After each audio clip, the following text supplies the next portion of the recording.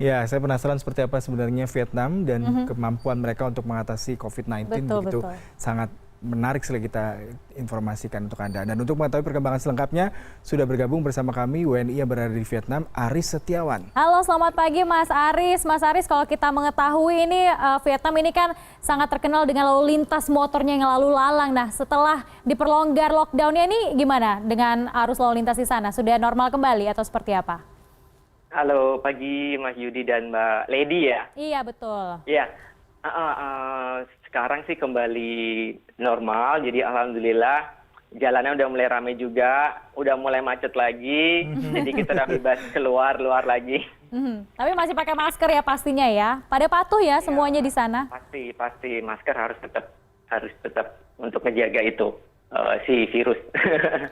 Ya, kalau boleh diceritakan sebenarnya seperti apa sih kebijakan lockdown di sana? Mungkin kita di Indonesia sangat terkaget-kaget ya, Iya. hebat sekali Vietnam Dan ingin belajar. ya, bisa tidak ada korban meninggal, bahkan 0 korban di sana. Mungkin bisa sedikit berbagi informasinya.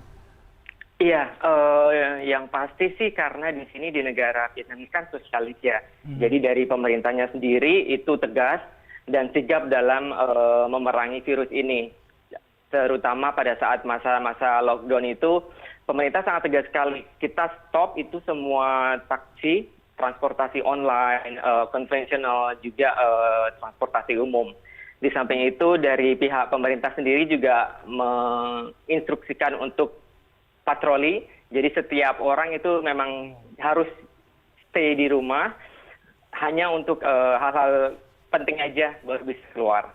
Iya, pendekatan untuk memberikan apa ya, agar masyarakat ini memahami virus ini sangat berbahaya itu seperti apa pendekatannya? Apakah juga disampaikan secara langsung ke rumah-rumah setiap masyarakat di sana?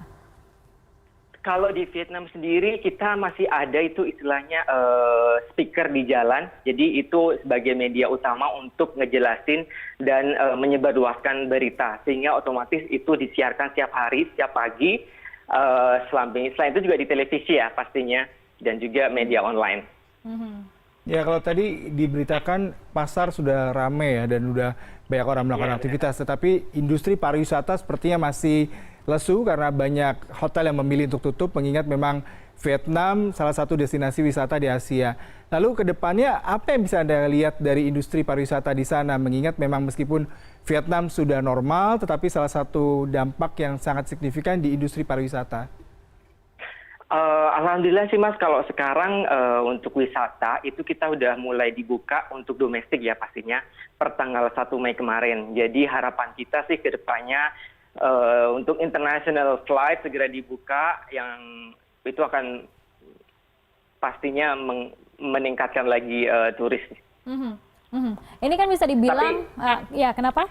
Tapi per tanggal 1 Mei kan memang destinasi wisata udah dibuka. Itu sih menurut saya udah satu indikasi baik ya. Iya, betul sekali. Nah, ini kan bisa dibilang bahwa Vietnam sudah memasuki era new normal begitu ya untuk aktivitasnya. Apakah ini juga berpengaruh dengan lamanya hari kerja? Misalnya biasanya 5 hari kerja, 2 hari libur. Nah, sekarang gimana tuh aktivitas kerja di sana? Kebetulan kalau saya sendiri kan di dunia travel ya, jadi kalau saya sih masih work from home. Cuman kalau untuk yang lainnya Perkantoran. kembali normal. Kerja tetap udah kembali normal. Sudah 5 hari lagi begitu ya? Iya. Nah, terkait dengan Ramadan di Vietnam sendiri, mungkin Aris bisa cerita seperti apa sulitnya gitu ya ketika pandemik, atau mungkin teman-teman di sana warga negara Indonesia juga yang merayakan nanti Lebaran, seperti apa persiapannya? Mungkin bisa berbagi sedikit. Kalau Ramadan sih pastinya sangat berbeda dari tahun-tahun sebelumnya ya. Kalau yang sekarang kan kayaknya nggak ada lagi mudik karena memang tidak ada penerbangan internasional. Kemudian kalau untuk Ramadan, alhamdulillah per tanggal 1 Mei kemarin itu kita udah bisa pergi ke masjid. Jadi kita masih bisa takjil di masjid. Kemudian kalau yang berbeda sih pastinya dari KBRI. Karena kalau yang tahun-tahun sebelumnya biasanya KBRI mengadakan bukber bersama. Cuman kali ini karena COVID jadi belum ada bukber.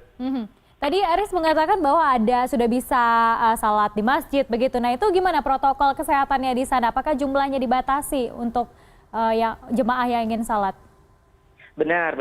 Kalau untuk yang public gathering-nya itu dari pemerintah menginstruksikan itu untuk maksimalnya 20 orang. Jadi kalau misalkan sholat di masjid, so far sih yang paling bisa sholat di masjid yang bapak-bapak. Kalau anak-anak sama ibu diinstruksikan untuk ibadah di rumah. Ya, Aris, mungkin ada pesan kali ya untuk warga Indonesia karena memang sangat menginspirasi sekali bagaimana kebijakan di Vietnam, kepatuhan warga-warga di sana. Melihat mungkin Aris juga melihat di sosial media ya, viral Indonesia, Jakarta dan sejumlah tempat menjelang Idul Fitri ramai semua ya pusat perbelanjaan. Saya juga penasaran untuk penyemangat para tenaga medis di sana itu seperti apa? Iya benar sih kok, saya sih turut prihatin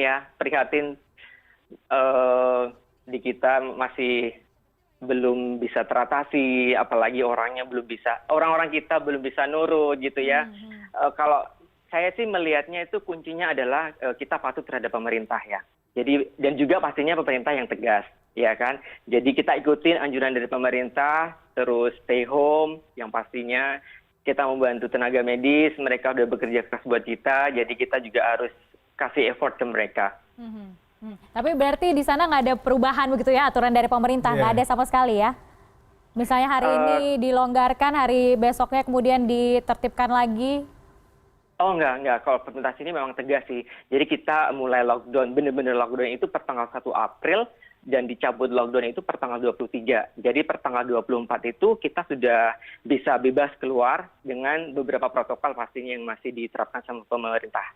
Contohnya misalkan di public gathering yang saya mention di awal tadi, maksimal adalah 20 orang. Kemudian kita juga harus masih wajib menggunakan masker. Kemudian ada beberapa sektor bisnis yang belum sampai sekarang masih belum dibuka sih, kayak karaoke sama klub itu belum bisa. Jadi till further notice closed temporary.